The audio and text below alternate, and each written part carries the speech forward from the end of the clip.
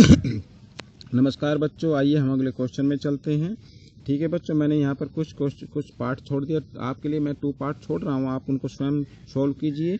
ठीक है, अगर ना हो तो मुझे कमेंट्स में लिखिए, मैं उनको भी वीडियो अपलोड कर दूंगा। लेकिन मुझे उम्मीद है कि आपको समझ में आ गए हैं और आप उनको सोल्व आसानी से कर पाएंगे। ठीक है, मुझे पूरा विश्वास है कि आप उनको सोल्व कर सकते हैं।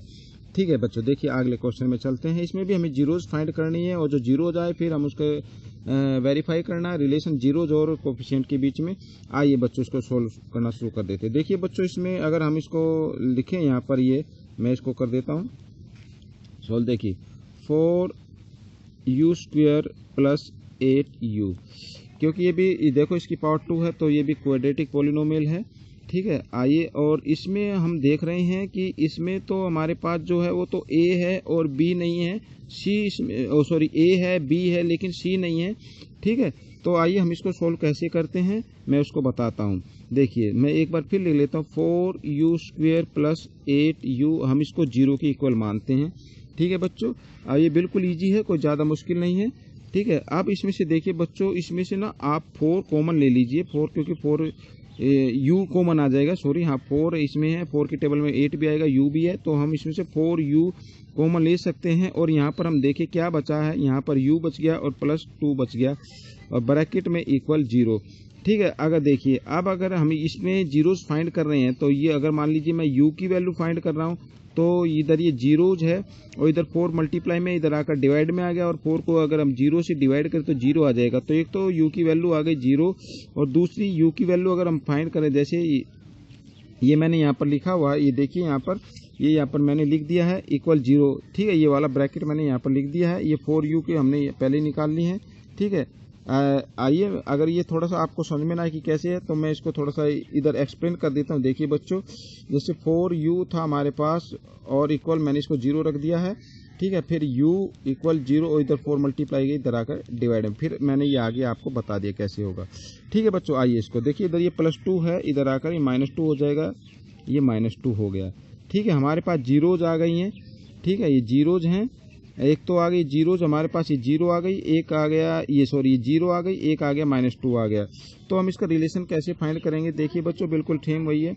ठीक है, क्योंकि इसमें हमारे पास c कांस्टेंट नहीं है तो कोई दिक्कत नहीं, कोई ज़रूरत नहीं है। तो हमारे पास a है तो c अगर नहीं है तो उसकी जगह हम 0 ले सकते हैं। ठीक है, जहाँ पर कुछ नहीं होता हम इसको 0 कर सकते हैं, कोई दिक्कत नहीं है। तो ये आपके समझ में आ गया होगा, मुझे उम्मीद है। आइए देखिए, सम of zeros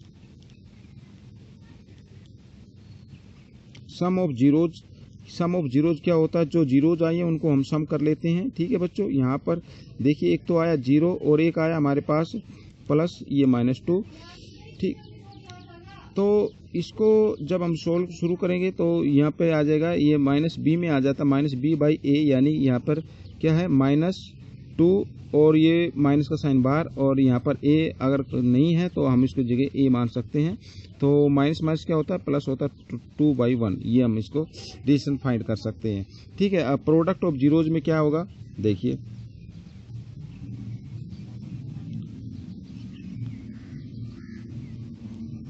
product of zeros में हम जो जीरोज आए हैं हम उनको क्या कर देते हैं, प्रोडक्ट कर देते हैं। ठीक है, 0 मल्टीप्लाई और -2, जब हम इसको मल्टीप्लाई करेंगे तो कितना आएगा, 0 आएगा। ठीक है, और ये क्या होता है, c/a, तो c तो क्या 0 के इक्वल आ गया। ठीक है बच्चों, और हम इसके नीचे 1 मान सकते हैं, कोई दिक्कत नहीं है, इसमें 1 हम ले सकते हैं। तो ये आपको सिर्फ यहीं तक करना है। तो मुझे उम्मीद है कि आपको ये क्वेश्चन भी समझ में आ गया होगा। ठीक है, तो इसको समझकर आप दूसरे बच्चों को सिखाएं। आइए मैं थोड़ा सा एक भाग और इसी में ऐड कर देता हूँ। ये देखिए 5th पार्ट, यहाँ पे लिखा हुआ है t² और -15। ठीक है बच्चों, आइए इस क्वेश्चन को कैसे सोल्व करते हैं। देखिए बच्चों, मैं आपको थोड़ा सा इधर करके दिखाता हूँ। मान लीजिए हमारे पास यहाँ पर कोई नंबर है x² है और इधर 16 है, तो हम इसको लिख सकते हैं x² - 4 की पावर 2 लिख सकते हैं। ठीक है, हम इसमें चेंज कर सकते हैं, फिर इसमें फॉर्मूला अप्लाई कर सकते हैं a² - b² वाला, लेकिन इस 16 को, लेकिन यहाँ पर तो लिखा है 15। अगर तो हम इसको कैसे करें, 15 का तो कोई ऐसा होती नहीं है कि किसी को उस नंबर को उसी से मल्टीप्लाई करें तो 15 आए। तो ऐसी कंडीशन में हमें करना क्या होगा, मैं आपको बता देता हूँ। ऐसी कंडीशन में आपको इसको 15 को अंडर रूट में लिख सकते हैं ऐसे। जब अंडर रूट को 2 टाइम्स करेंगे तो 15 आ जाएगा, आप इसको लिख सकते हैं। और फिर इसमें आप फॉर्मूला अप्लाई कर सकते हैं ए स्क्वेयर माइनस बी स्क्वेयर। तो क्या होता है ए प्लस बी और ए माइनस बी, आप इसको लिख सकते हैं। यहाँ पर देखिए बच्चों, इसको लिख सकते हैं। अब ये ए स्क्वेयर हो गया माइनस बी स्क्वेयर हो गया, तो आप इसको लिख सकते हैं ए प्लस बी, ठीक है, यहाँ पर ऐसे, और ए माइनस बी, इस प्रकार आप इसको लिख सकते हैं और इक्वल 0 रख सकते हैं। अगर मान लीजिए मैं टी की वैल्यू फाइंड कर रहा हूँ तो ये एक तो आ जाएगा माइनस में आ जाएगा और एक आ जाएगा प्लस में आ जाएगा, ठीक है, ये 0 आ गई। अब बच्चों इसका रिलेशन अगर आपको फाइंड करना पड़े तो रिलेशन में हम क्या करते हैं, sum of zeros, sum of zeros, sum of zeros में क्या आता है, इन दोनों को सम कर लेते हैं ऐसे, ठीक है, इन दोनों को हमने सम कर लिया तो माइनस प्लस माइनस क्या हो गया, जीरोज आ गई। तो हम इसको लिख सकते हैं माइनस बी बाई ए की फॉर्म में, ठीक है, ये कुछ नहीं है। आज ये आप देखते हैं प्रोडक्ट ऑफ जीरोज,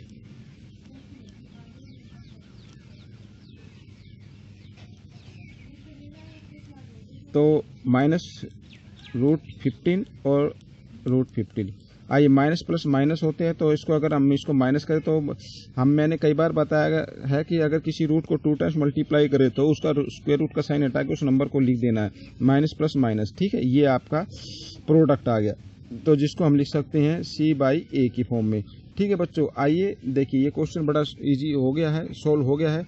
अब इसमें देखिए बी इसमें कुछ नहीं, 0 है, और सी इसमें कांस्टेंट टर्म है तो 15 है, ठीक है बच्चों। तो ये क्वेश्चन आपका सोल्व हो चुका है और मुझे उम्मीद है कि आपको, देखो बच्चों, आगे कुछ नहीं करना है, आपको सिर्फ यहीं तक करना, आगे ज़्यादा दिमाग लगाने की जरूरत नहीं है। आगे हम इसको क्वाड्रेटिक पॉलिनोमियल कैसे बनाते हैं वो मैं अगले भाग में आपको बताऊंगा, ठीक है बच्चों। ये थे कुछ पार्ट थे जो मैंने आपको एक्सप्लेन किए और मुझे उम्मीद है कि आपको ये समझ में आ गए होंगे, ठीक है। अगर ये आपको समझ में आ गए हैं, आपको अच्छे लगे, तो मेरे चैनल को सब्सक्राइब कर लीजिए और इस वीडियो को लाइक कीजिए और ज़्यादा से ज़्यादा शेयर कीजिए। इसमें से सीखकर आप अपने दूसरे दोस्तों को ज़रूर सिखाएं, ठीक है, उससे आपका ही फायदा होगा, ठीक है बच्चों। मिलते हैं अगले क्वेश्चन में, तब तक के लिए धन्यवाद।